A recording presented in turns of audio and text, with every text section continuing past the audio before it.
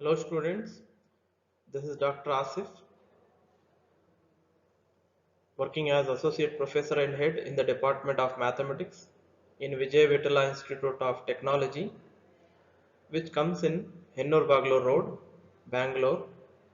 Let us discuss today's topic, partial differentiation.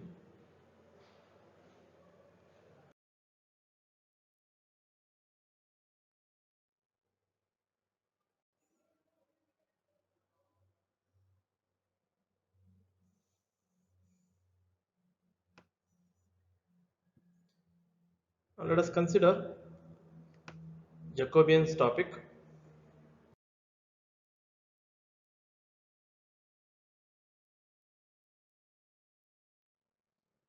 Jacobian of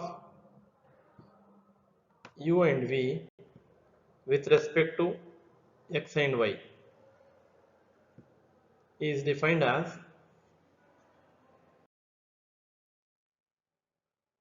is also denoted by dou of u comma v divided by dou of x comma y, and it is defined by as a determinant whose entries are partial derivatives, whose entries of this determinant are partial derivatives. Let us see one by one.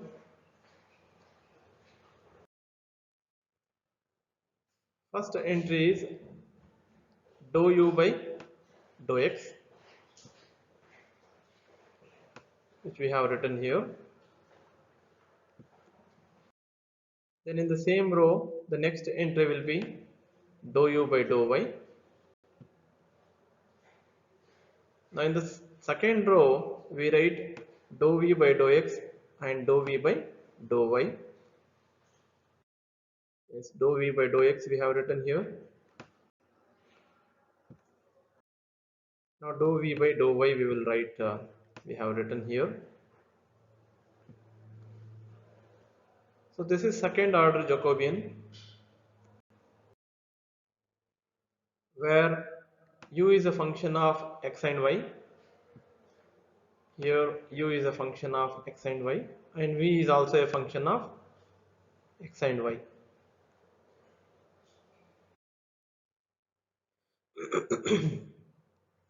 Suppose you have u, v and w as well, which are depending on x, y, z. Then the Jacobian of u, v and w, which is denoted by this, can be defined as a determinant of order 3,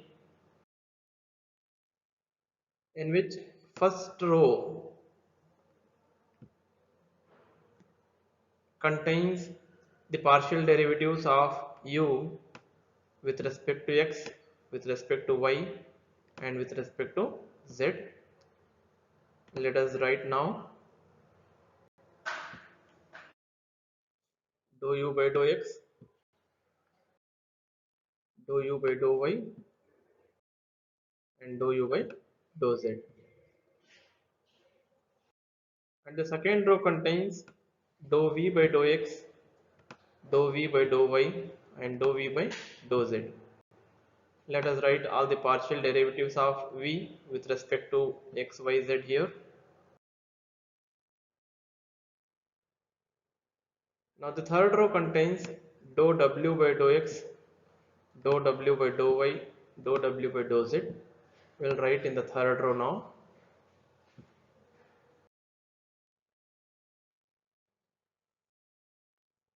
So this is the Jacobian when we have u, v, w depending on x, y, z.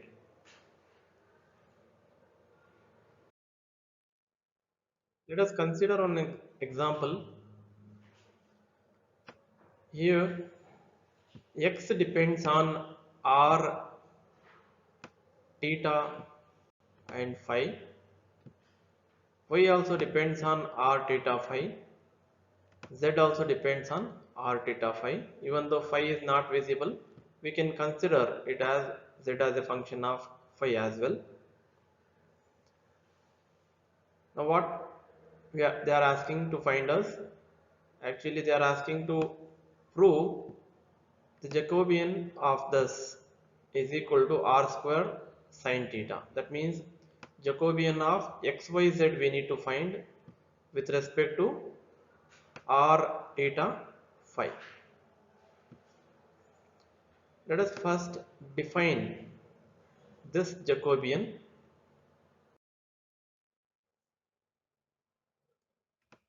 The given functions are these. We need dou of xyz divided by dou of r theta phi as given in the question. We already know how to write the first row derivatives. It is dou x by dou r, dou x by dou theta and dou x by dou phi will be the first row derivatives, partial derivatives. Let us write down all these now in the first row. Dou x by dou r we have written, then dou x by dou theta we have written, dou x by dou phi we have written here. This completes the first row. Now let us go for the second row. These are the partial derivatives of y with respect to r, theta and phi. Yes, we have written here dou y by dou r, dou y by dou theta, dou y by dou phi. Now let us write the third row derivatives. Those are partial derivatives of z with respect to r, theta and phi.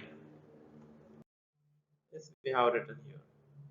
Let us find out all these entries one by one.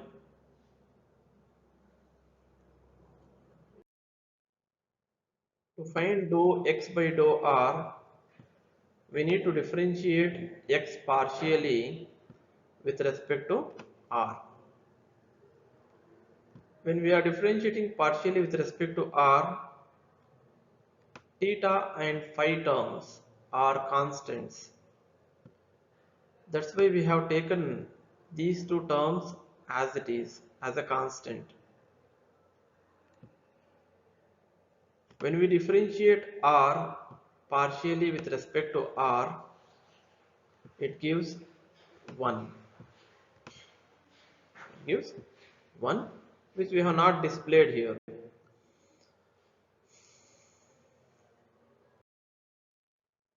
Now let us find similarly dou x by dou theta. When we are differentiating with respect to theta, r and cos phi has to be taken as constants. Yes, we have written those two constants as it is, r and cos phi.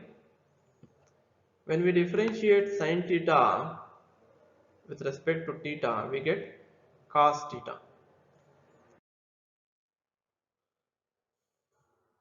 So this completes dou x by dou theta. Now let us find dou x by dou phi. When we are differentiating partially with respect to phi, r and theta has to be taken as constants. Let us take these as constants as it is. Yes, we have taken r and theta as it is. Differentiation of cos phi with respect to phi gives minus sin phi, which we have written here, minus sin phi. So this completes first row derivatives. Now let us differentiate partially y with respect to r, theta and phi to get the second row. When we are differentiating y with respect to r, sin theta and sin phi will be taken as constant. Let us take as constant now here. We have taken, and differentiation of r with respect to r will be 1, which we have not shown here. Next, let us differentiate y with respect to theta. Then your r and sin phi has to be taken as constant. Differentiation of sin theta with respect to theta will be cos theta. Now differentiation of y with respect to phi. Then r and sin theta are constants, which we have taken as it is here. Can you see? Yes, we have taken the constants as it is here. Differentiation of sin phi with respect to phi, if we do, we get cos phi here. This completes the second row derivatives. Now let us differentiate z partially with respect to r, theta and phi separately. When we are doing dou z by dou r, cos theta has to be taken as constant. Differentiation of r is 1.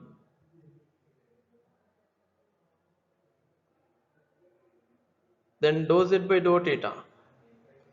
Since we are differentiating with respect to theta, r has to be taken as constant. And differentiation of cos theta with respect to theta will be minus sin theta. Dou z by dou phi.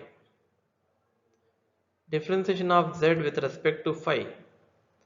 Then r and theta has to be taken as constant, because we are differentiating partially with respect to phi. R and theta is constant, so we can observe it is completely an independent constant whose derivative with respect to phi will go to 0. So this completes our determinant. Now let us evaluate this determinant and get the required quantity in the RHS.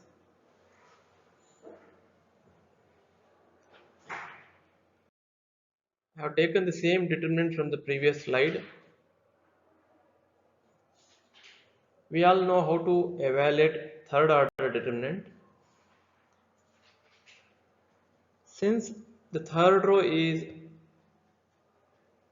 simple, that is, it contains one element as 0, let us evaluate the determinant through this third row. We say expanding last row, expanding by the last row, we get, let us expand now, cos theta into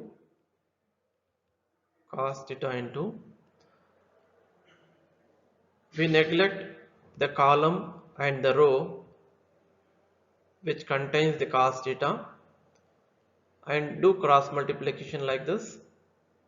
These two has to be get multiplied first.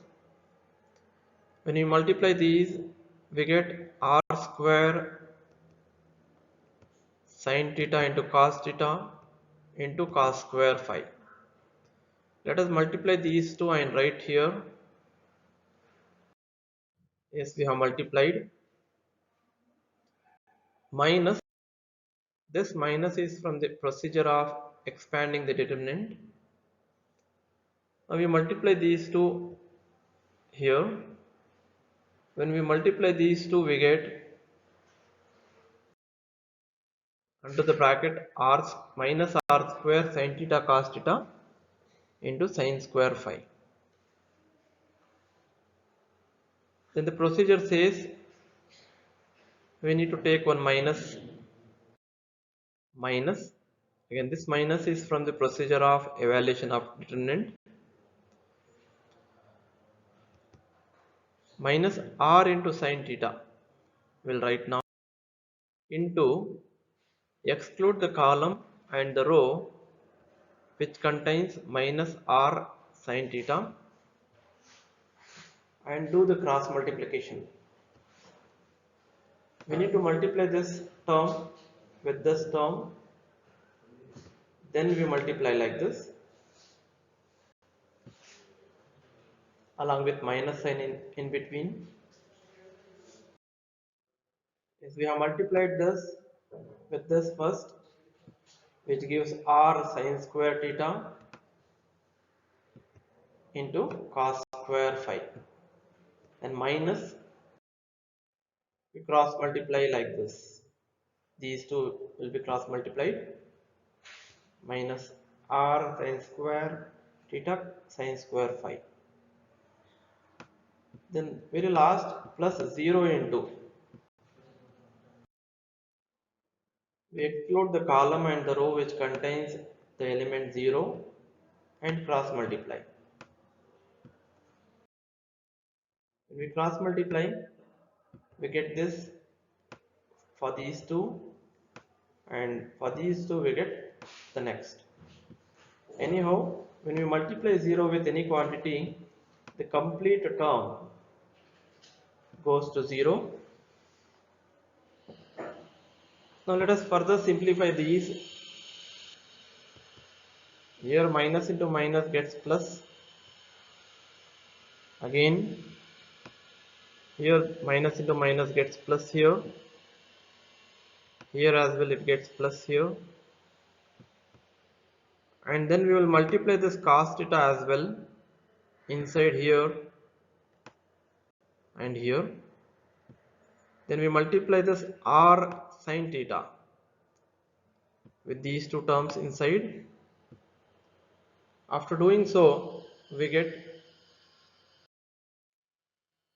is we have multiplied cos theta here to get this,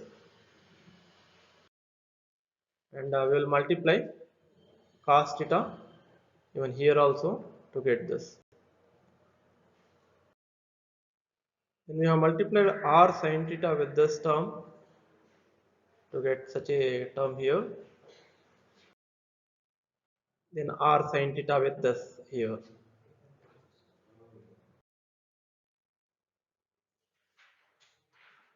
Now we have taken the same step from the previous slide. Now we can observe here, in these two terms, r square sin theta cos square theta. Here as well r square sin theta cos square theta is common, which is what we have taken as a common term here. What remains is cos square phi here plus sin square phi here. Now let us see what all terms are common from these two. It is clearly visible that r square sin cube theta, r square sin cube theta is common. Let us take that term outside. Then what remains inside is sin square phi plus cos square phi, or we can write cos square phi plus sin square phi. Now we all know cos square phi plus sin square phi value is 1, and cos square plus sin square phi value is again 1 here. With this substitution, what we get is, these are the remaining terms, this and this here. Again it is clearly visible that r square sin theta, and here as well r square and 1 time sin theta is common from this. Let us take out r square sin theta from here, and r square 1 time sin theta we have taken. What remains is cos square theta plus sin square theta, whose value is 1 here. So what remains is r square sin theta. So this proves our result as per our requirement. This completes the problem.